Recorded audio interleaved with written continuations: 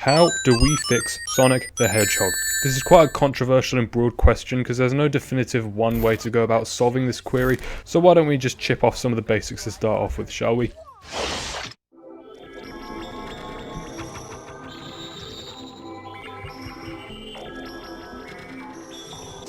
Sonic games as of late are beginning to feel more tired and stale, mostly in part due to the lack of new ways to play. The boost formula has been a thing for years now, and 2D platforming is still a core of his formula, but it's getting old. Priority number one therefore would be to come up with fresh ideas for how you could go about traversing a stage, because you can only go so far with the same concept before hitting a wall. One idea I have could be to implement a skill tree system similar to the one you see in Watch Dogs, where you can unlock extra perks as you go through a game's story, and have some form of XP system like the one in Forces. Now you could argue that this would make Sonic more of an RPG experience, but as Sega have shown plenty of times before, they're not afraid to get their hands dirty and build a new gameplay style from the ground up, so I think it's within reason. If not a skill tree, then a new feature I'd like to see added would be similar to the light dash, but instead it would be instant and demolish everything in your path. I feel as if this addition would create more flashy stunts and, if implemented right, create new ways to access portions of a level, just a bit more variety from the linear lineup we got going already. In addition, implementing more than one character would be great to see too.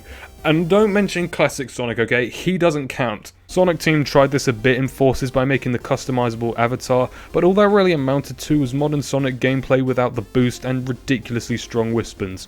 Not exactly a bold move forward.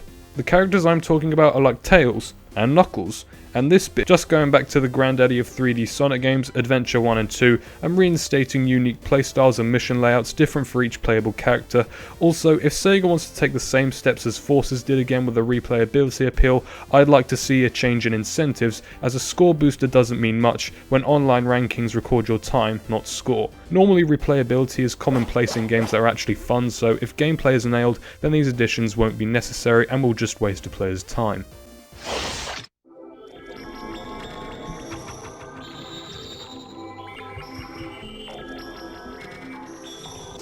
Moreover, on gameplay, the next title should not feature many bugs, exploits or glitches. This sounds like a rather stupid point to make, as of course no game developer wants to make unplayable messes, but Sega really do seem to have a bit of a problem with the concept of crunch time, where employees working on these games are then forced to rush products and get them out the door as fast as possible, mostly down to limited time or when an initial plan changes course and the workers have to start again from the ground up.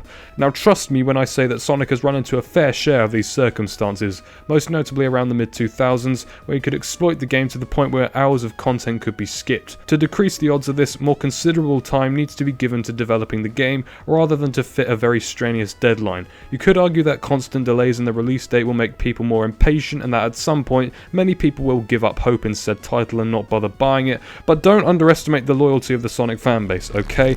Unlike the demographics of other game franchises that don't like to wait around for their next breakthrough, the Sonic series has had its fair share of ups and downs, and as a result, a lot of fans are pretty much hardwired at this point to expect controversy and know that there's a 50-50 chance whether or not this next title will be fantastic or shit, so a longer wait time is not a real concern. That being said though, too much waiting and too much silence can be very risky, as a longer wait means people will assume that this is a big landmark title, building up hype as the wait gets longer, and if the game is too mediocre upon release, people will no longer trust Sega with the IP. Alternatively, instead of building up hype, it could just leave a sour taste in our mouths, similarly to how TF2's situation has unraveled, where after 3 years of waiting for a new major content update, there's been nothing but silence from Valve. Now the only people that still play it are diehard fans and aimbots, as nobody really expects anything fresh anymore. So the best move for Sega to do in this situation is to probably value as much time as possible, but not too much time, as that could be a crippling mistake that pisses off a lot of people that expected something more.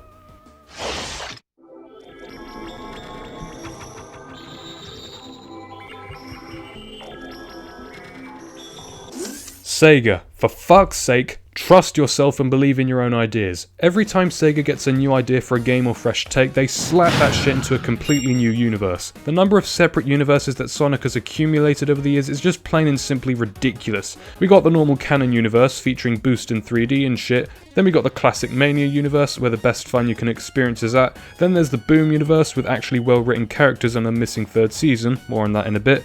There are the many multiverses present in the Archie comics, the Sonic movie takes place on our planet.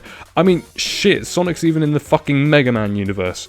And we ain't talking about Smash Brothers, alright? That's a ROM of its own. There needs to be a serious cut down in the number of multiverses there are, because while some are easier to differentiate from others, not being able to know the context behind a game's plot really throws you out of the mix, and you should need to reach out to external media to know what the fuck is going on. And okay, maybe they'll make more universes in the future, that's whatever I guess. But it will really just create more confusion and above all else divide amongst the fanbase, which is already extremely divided about which iteration is the best. Sticking to a universe and actually making a story function without needing to know a 500-page bible about the intricate backstory to what's happening and why it's happening is paramount to ensuring that a basic game works. Adding on to this need for reliable consistency, the actual world that Sonic and his friends live on needs to be charted properly and be set in stone.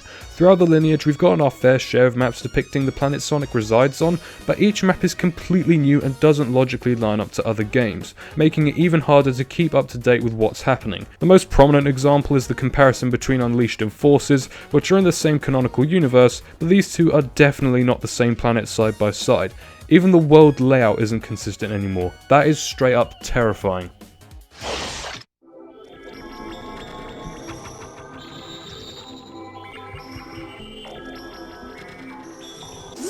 As of late, Sega have begun shifting the type of content that we receive from the Sonic brand, most notably the film and its sequel that will hopefully arrive in 2022. What they've begun doing is setting up the foundation to make Sonic more of a household name than it already is, whether that be through the big screen, the pages, or their multiple social media outlets. And while that may be great at boosting the recognition of the franchise, this new leap forward is pushing gaming out of the spotlight and is now more of an all-reliable backup plan. I get why they're deciding to do this, it makes them holy shit. So it's understandable that the philosophy would change, but still, it would be nice to actually know what's going on with the next game, especially knowing that the audience is growing again thanks to this branch out in content. By no means am I saying that this expansion is a bad thing, if anything it's what Sega needed to do the most to regain relevancy, but you gotta follow this growth up with a solid game. And unfortunately said game is still up in the air at the moment, so some more attention on that front instead of all the other outlets would be appreciated.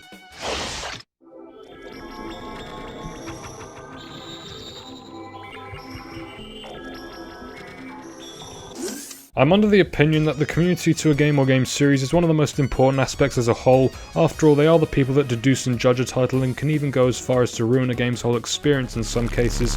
So, why must you feel somewhat disconnected, Sega? General consensus on what people want is not hidden in the shadows, alright? People in the Sonic fandom actually voice their opinions a lot, and right now a lot of people are hoping for either an Adventure 3 or a port/remaster of previous games. The two big titles that people really want ported onto Steam and current gen consoles at this point in time are a Sonic Adventure remake and Sonic Unleashed. I'd throw in Colors too for good measure.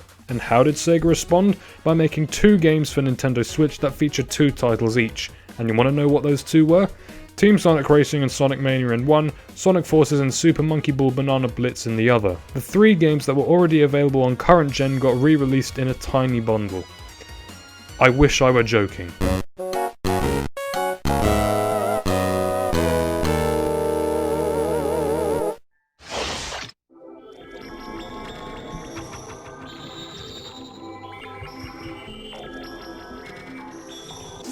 What happened to the drift in 3D games? We don't see it anymore. Where did the hub worlds go? The collections? The trick sequences? Why have they disappeared? Do you remember Sonic Boom and its witty personality? What happened to Season 3? Reintroduced characters that have been gone for years. Silver, Blaze, the Chaotix, Cream, they're all mere surface level characters in the games now, and that's even if they appear in games at all. Is gun still a thing in this universe? If so, what's happening there?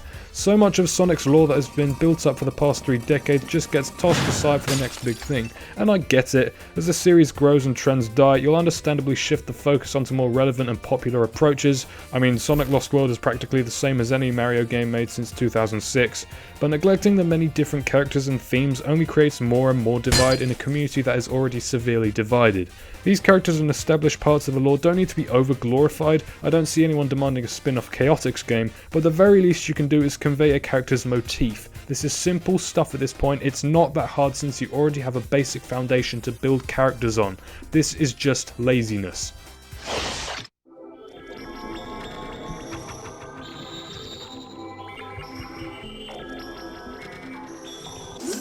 You. Yes, you. I dedicated this whole last point to you. Stop being a prick to those with other opinions, for fuck's sake. In all seriousness, I'd like to imagine that a majority of you watching don't participate too often in heavily opinionated arguments, but in general, don't be toxic towards others just because they like or dislike a certain thing about Sonic. As much as I've bashed Forces, if you tell me that you like it, then okay, that's up to you, not me to decide. Forces has got good things in it, it's not a total catastrophic disaster of a game, so power to you, man. If you tell me you don't like Unleashed, okay, I can also see why. The 3D brawler aspect takes up a good portion of the game's runtime, so I can see how that would be a turn-off. I really think that one of the main issues with the Sonic brand is the cult-like mentality present in different corners of the fanbase. There are some that will yell from their rooftops that the 90s era is unmatched and that it can never be revived. Then you got the fans that absolutely despise the old era and say that modern is the best hands down. You got people on social networks voicing their own controversial opinions, and people hurl absolute dog shit their way for not having the optimist mentality. There's the fucking shipping community that... I don't want to get into that. The community is so divided that it feels as if there's a massive wall between each faction of the fans. Hey, I liked Sonic Boom Rise of Lyric. The only way to fix this is to just be decent fucking human beings to one another and accept alternate views. It is possible to enjoy one era and dislike another without acting like your opinion is fact. This is all subjective at the end of the day, so just stop and listen to others' point of view. However, this is probably the least likely point that will actually be realised. The rich variety of content that has arisen makes it impossible for everyone to just hold hands in unison and sing praises collectively. Even making all future games in canon and consistent won't fix the problem at hand. There's just too much division between each iteration and the quality of the games. To be honest, I feel sorry for the fans that have just solely arrived because of the movie, like they don't know what the fuck they're signing up for. But just being more accepting overall will make things better for all of us, no matter what the circumstances. I'm not expecting this one video to really gain much notoriety or do much to change the situation. After all, I'm merely a dumb British hedgehog making bad reviews of 10-year-old games, voicing an opinion of my own, but this is just purely because I care. And all of this work would be quite a lot for Sega to pull off, especially since they're not looking so good on the money front. The coronavirus has just made a dire situation worse, and with round 2 on the horizon, things may only go from bad to worse. But hey, it does look like Sega is trying its best to stay in touch with the community now, what with the Twitch streams and voice actors attending online Q&A sessions, so it could be worse, for me at least. But for now, we're stuck here, so the most we can do is be patient, quit being toxic douchebags to one another, and that's about it, I guess. Thank you for listening to my ramble, like and sub, and I still don't have a proper outro. Also, yeah, new design, let me know what you think and whether it should stay, thank you very much.